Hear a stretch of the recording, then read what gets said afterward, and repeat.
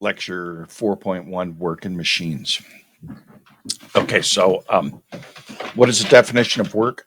To many people, the word work means something that people do to earn money. In that sense, um, work can be anything from fixing a car to designing websites. But that's not the scientific definition of work. Okay, in science, the word work is used in a different way. Press your hand against the surface of your desk as hard as you can. This is motion and work. Have you done any work on the desk? I That's a good definition or a good thing, but what I like to do when I'm talking about work is I like to take our book. And I know you don't have a book at home, but think about this. Okay, think about taking your book and holding that book up in your hand. Okay, here we are.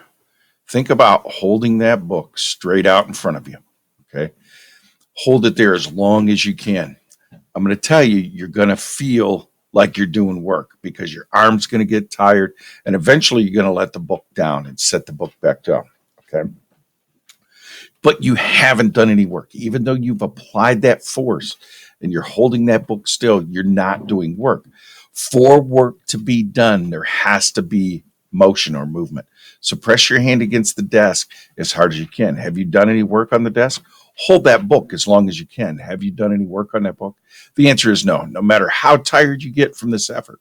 In science, work is force applied through a distance. If you push against the desk or you hold that book and it does not move, then you have not done any work on it.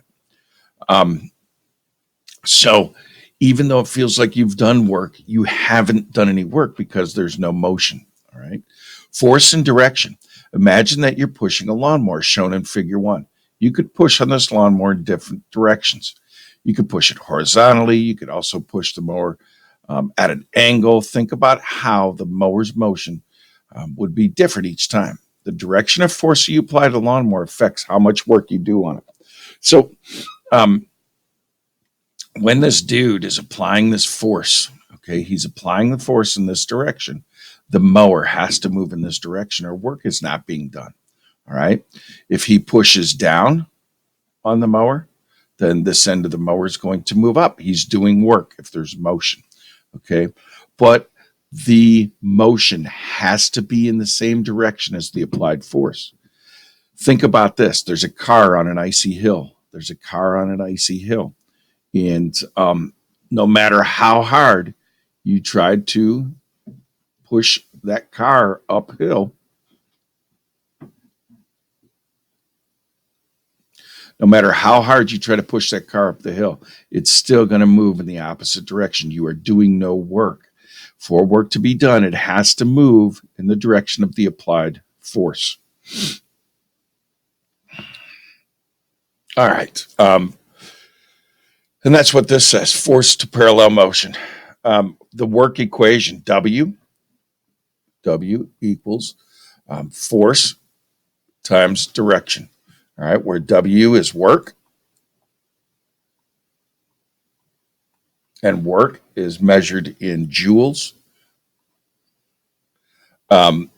Force, we know, force is measured in newtons. And of course, distance is in meters.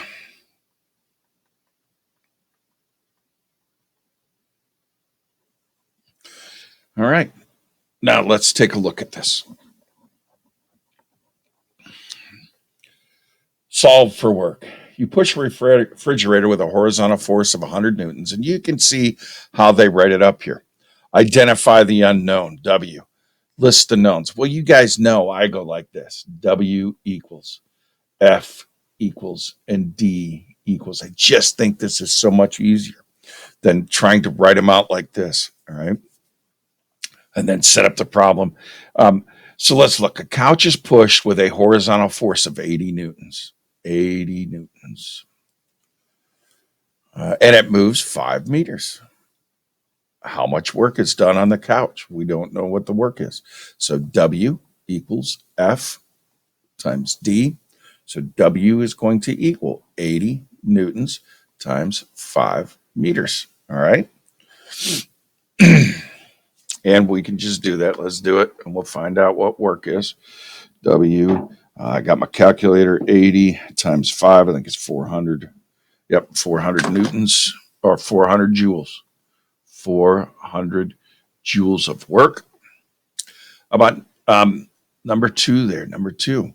How much work do you do when you lift a 100 Newton child 5.5 meters? So W, we don't know. F, 100 newtons, and D, 0.5. Again, W equals FD, so W is going to equal 100 times 0.5. So you're going to do 50 joules of work. Number 3, the brakes on a car do 240,000 joules worth of work when stopping if the car travels a distance of 40 meters.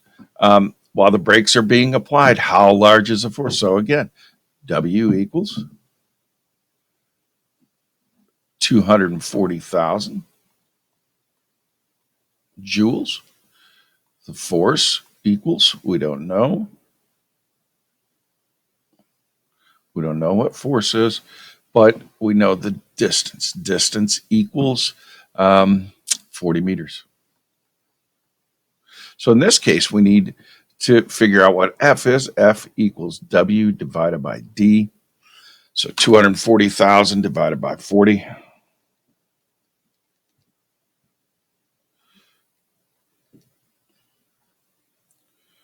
$6,000. So the force, F, equals 6,000 newtons. And what's the next one? Oh, that's our challenge question. Whoa.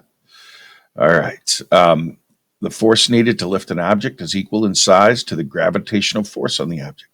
How much work is done in lifting an object that has a mass of 5 kilograms, a vertical distance of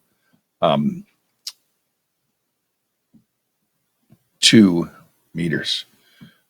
I'm going to have to read this again. Equals the size and gravitational force on the object. How much work is done in lifting an object that has a mass of 5 kilograms?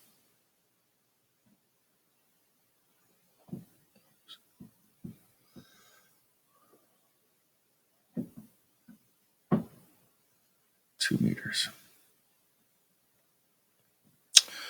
All right. So 5 times, just a minute, 5 times 9.8. Or we just do 5 times 10. We'll consider gravity at 10 in this problem. So that would be 50 newtons. So W equals, we're not sure. And I know I've done this in my head, so I apologize, but this is 50 newtons. And this will be 2 meters.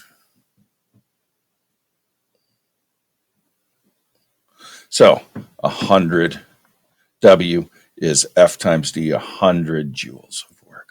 Okay. All right. Now, force perpendicular to motion, this is nothing we need to know right now. What we do need to know is when is work done? All right, so here's this chick, and she's throwing a softball. She looks like she's pitching. So as she throws this ball, work is only done when that ball is touching her hand. As soon as the ball leaves her hand, work is done. Suppose you give a ball a push and it leaves your hand and it slides along the table for a distance of 1 meter before it comes to a stop. The distance that you use to calculate the work you did on the ball is how far the object moves while you apply a force. Only when your hand is on it. And a force that is doing work on a ball, when that ball is falling or flying through the air, she's only doing work as long as she touches it. Yeah, the ball's going to move 30 feet, 40 feet, I believe it is, 40 feet. But that ball, she is only doing work on it while her fingers and her hand is touching the ball. All right, so then we have machines, okay? And machines make doing work easier. Machines make doing work easier. And right here, a machine is a device that changes the force or increases the motion from work. All right. Imagine trying to lift a grand piano. Without the help of a machine, it would be impossible. We have different types of machines. Okay. There's 6 simple machines, and that's what we're going to talk about. These simple machines are a lever, okay, a wheel and axle, a pulley system, an inclined plane, a wedge, and a screw. These are 6 types of simple machines that we're going to talk about. Okay. A simple machine is a machine that does work only with one movement of the machine. There's 6 types of simple machines: a lever, pulley, wheel and axle, inclined plane, screw, and a wedge. The pulley and the wheel and axle are modified levers, and the screw and the wedge are modified inclined planes. A common example of each type of machine is shown right here. Okay. What is a compound machine? A compound machine is a combination of 2 or more simple machines. The greatest compound machine I can ever think of is a can opener. It's so easy. It has a wheel and axle on it. It has a wedge on it. Okay. It has several different types of machines worked in there. Then it's going to go into efficiency. All right. And efficiency is the same type of thing we just did up above. All right. Except we change the letters around. Efficiency is E. E equals efficiency. And efficiency is, oh, Lordy, what is the, it's just a percent. I'm sorry, just a percent. Of course, work, we know work is in joules, work in and work out. Okay, work in and work out. I'll show you how to do one of these problems. E equals W in. That's what you put into the machine.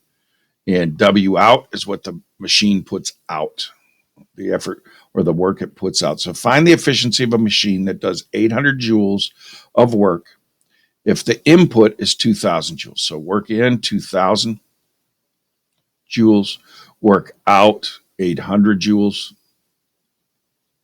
Okay, so E is going to equal W out divided by W in times 100. So W out in this case, E will equal 800 joules divided by 2,000 joules times 100. So the efficiency of this machine will be 800 divided by 2,000 times 100 gives us 40%. So the machine is not very efficient. Okay, it's 40% efficiency. But that's the way we do these problems here. How are machines useful? Okay. Now, these are important. This is an answer to a homework question. Okay. This is an answer to a homework question. Remember, machines make doing work easier by either increasing speed, changing directions, or increasing the force. Okay. And you can read each one of these and you will understand them. All right. Increase speed, it changes directions, or it increases the force applied. Mechanical advantage. Again, we're going to have a couple of mechanical advantage problems. The mechanical advantage of a machine. Okay. We have the efficiency and we have the mechanical advantage. Mechanical advantage is the ratio of output force to input force. Okay. It's almost like this, only it's talking about the force. It's almost like the efficiency, but we're talking about force instead of work. So let's come down here. MA is the mechanical advantage. And again, this is just a simple number. All right. Force, we know. is measured in newtons. So let's take a look at one of these problems here. We know we're going to have a mechanical advantage, and we're going to have the force that we put into the machine, and we're going to have the force out of the machine. Okay. So calculate the mechanical advantage of a hammer if the input force is 125 newtons and the output force is 2,000 newtons. Notice what a hammer does. A hammer increases force. Go back up here. Change of direction, increase in speed, increases the force. A hammer increases the force. So what is the mechanical advantage of my hammer? Mechanical advantage equals, I believe it's a force out divided by force in. Force out divided by force in. So the mechanical advantage is going to equal 2,000.